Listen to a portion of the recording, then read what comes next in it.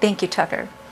Nick Sortor is a video journalist who is on the ground there in East Palestine, Ohio. He's spoken to business owners and residents of the town. He joins us now. Nick, thank you so much for coming on.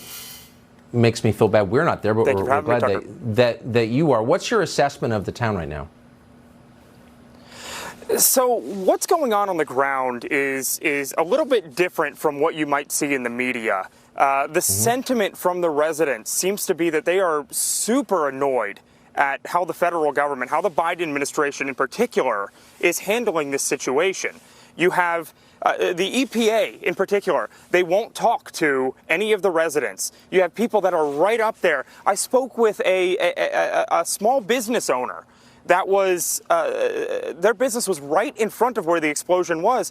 They can't get anything out of the EPA. The federal government came in for a few days, took over their entire business, would not let them in, okay?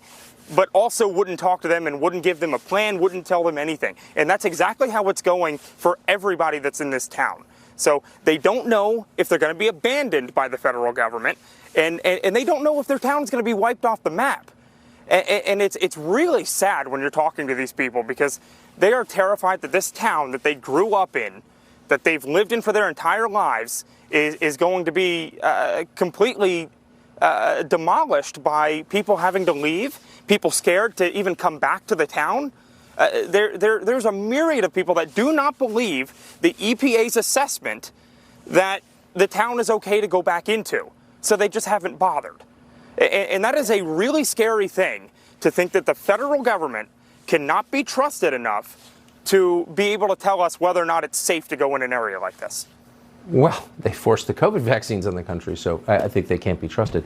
But I'm just interested, as a factual matter, is the EPA tracking where this cloud of chemicals went? I mean, it was a local problem, it became a regional problem. Do we have any information on the effects of those clouds of chemicals?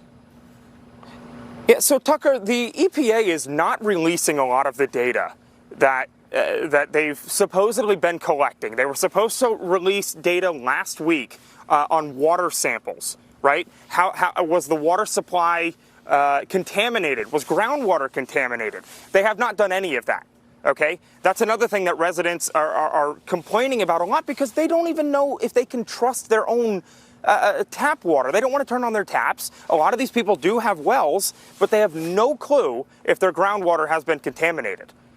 It's just, so, I mean, it's how do you beyond live belief. like that? This is America. This is a first world country. I mean, yeah, or was.